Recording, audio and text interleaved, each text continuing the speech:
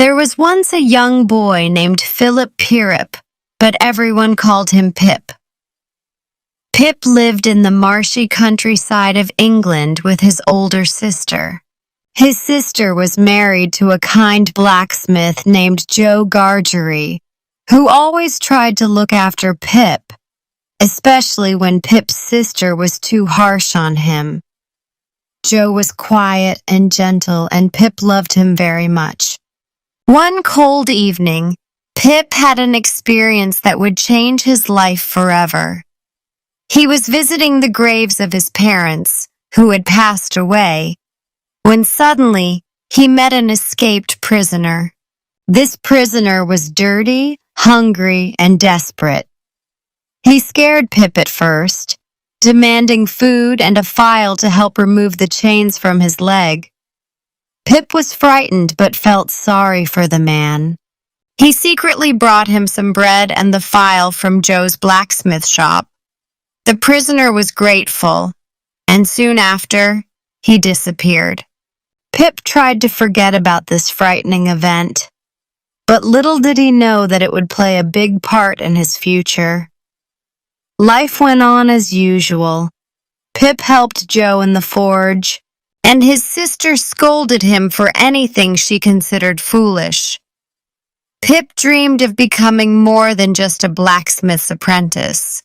He often felt embarrassed because he wasn't well educated and had to wear simple clothes. One day, an opportunity arrived.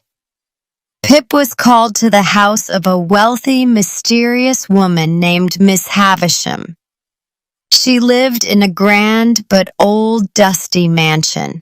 Miss Havisham always wore an old wedding dress and kept all the clocks in her house stopped at the same time.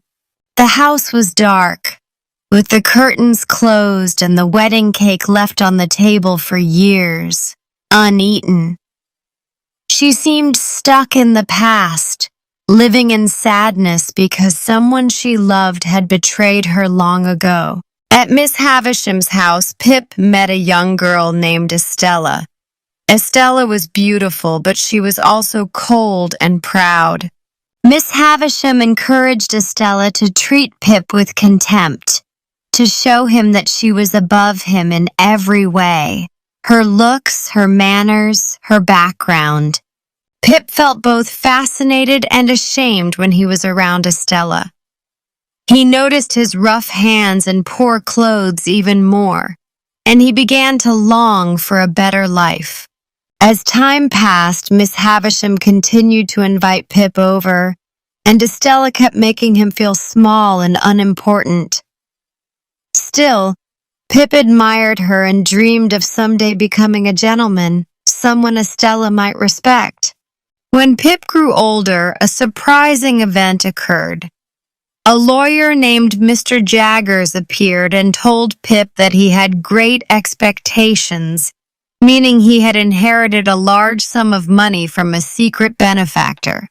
This benefactor wanted Pip to become a gentleman, move to London, and live like a wealthy young man. Pip was astonished and delighted. He assumed that Miss Havisham must be the one giving him this money. He believed she wanted him to marry Estella, although nobody said this out loud. Overjoyed by his new fortune, Pip said goodbye to Joe, though not as kindly as he should have. Pip felt embarrassed by Joe's simple manners and speech, forgetting how loving Joe had always been. Pip moved to London, where he made friends with a good-hearted boy named Herbert Pocket, whom he had once met at Miss Havisham's, and they became roommates. Together they tried to learn how to act like proper gentlemen, studying, dressing well, and spending money on clothes and dinners. But life in London wasn't as perfect as Pip imagined. He realized that being a gentleman was expensive. The more he tried to appear grand, the more money he spent, and soon he was in debt. He also noticed that Estella, who had moved to London too, was still cool and distant toward him. She had many admirers and seemed uninterested in Pip's affections. Pip felt confused about what he truly wanted in life. He began to see that money and fancy clothes didn't solve all his problems. Eventually, a shocking truth was revealed. Pip discovered that Miss Havisham was not his secret benefactor. The person who provided Pip's fortune was actually Abel Magwitch, the very same escaped prisoner Pip had helped as a child. Magwitch had been exiled to Australia, where he had worked hard and become wealthy. He never forgot Pip's kindness and decided to use his money to make Pip a gentleman. Pip was stunned. He had always believed Miss Havisham was guiding his fate, maybe preparing him to marry Estella. The truth embarrassed him. His rise in society was owed to a criminal, someone many would look down on. At first, Pip felt disgusted and afraid. He worried people would judge him if they found out the truth. However, Magwitch risked his life to come back to England just to see Pip, the boy who once showed him kindness. Police would be after Magwitch if they knew he was back, so Pip tried to help him escape. In this difficult time, Pip began to realize how shallow his snobbery had been.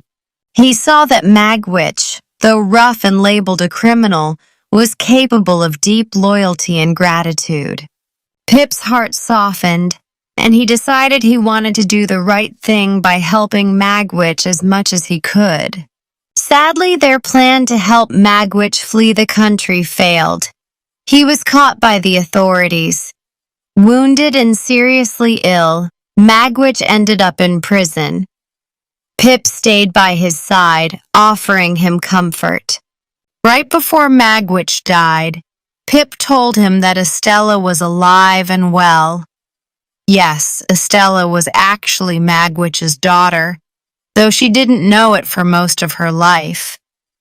Hearing this gave Magwitch a moment of peace before he passed away. During all this time, Miss Havisham also came to realize how wrong she had been. Raising Estella to break men's hearts did not bring Miss Havisham any real happiness. In fact, it made her lonely and filled with regret. She asked Pip for forgiveness, and an accidental fire at her mansion led to her being severely burned. Pip tried to save her, but she later died from her injuries.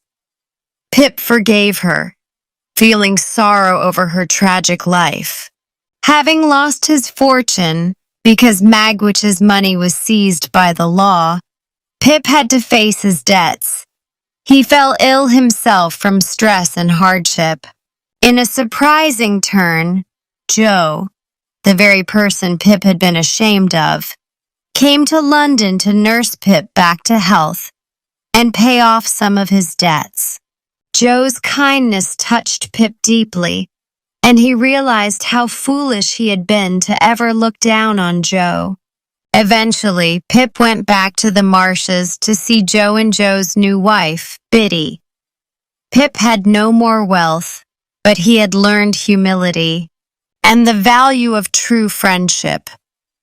He worked alongside Herbert Pocket in a modest job, finally living an honest and hard-working life. Some time passed, and Pip went to the old mansion once again. There, he found Estella. After a difficult marriage that ended badly, she was sadder but wiser, more aware of people's feelings. Pip and Estella walked away from the mansion together, hand in hand. It's left a bit open whether they stay together forever, but we see them leaving the dark past behind, looking toward a more hopeful future.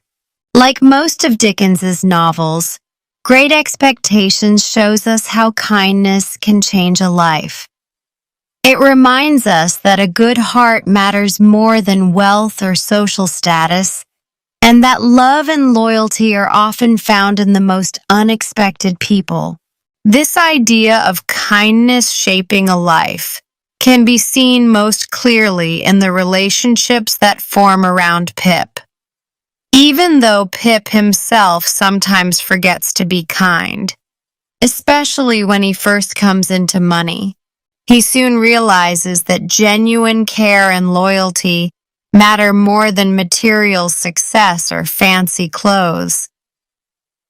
When Pip inherits his fortune and becomes a gentleman, he initially snubs Joe, the gentle blacksmith who raised him with love. This hurts both Joe and Pip, because the real bond between them is built on kindness, not on social standing. Pip's growth and eventual redemption happen because he finally understands what truly makes a person worthwhile. It is not the money or the titles, but the goodness in one's heart. When everything else is stripped away, when Pip loses his fortune after discovering that Magwitch is his benefactor, he learns that he can still rely on the support of those who care about him. Joe, whom Pip once looked down on, selflessly comes to help him in his time of need, nursing him back to health and even paying his debts. This act of genuine kindness helps Pip see how shallow his earlier ambitions were. Beyond Pip's journey, the novel also highlights the surprising places where love and loyalty might bloom. Estella, raised by Miss Havisham to be proud and distant, eventually realizes her own need for warmth and companionship. Miss Havisham, who once used Estella as a tool for revenge, repents her coldness too late, suffering from regret as she begs Pip's forgiveness.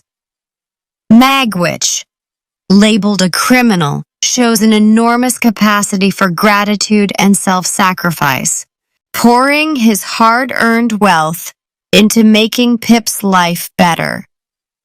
These characters prove that kindness can appear where we least expect it, and that genuine affection and support are more powerful than wealth or reputation.